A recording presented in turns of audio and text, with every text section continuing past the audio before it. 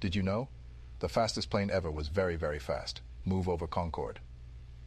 In 1964, a U.S. spy plane, the Lockheed SR-71 Blackbird, was clocked traveling at around 2,100 miles per hour, setting a world record for a jet aircraft that stands to this day. That's more than 3 times the speed of sound, almost 4 times the cruising speed of a commercial airliner, and around 75 times the top speed of Usain Bolt. The SR-71 was primarily used for reconnaissance missions during the Cold War, flying at extremely high altitudes to avoid detection.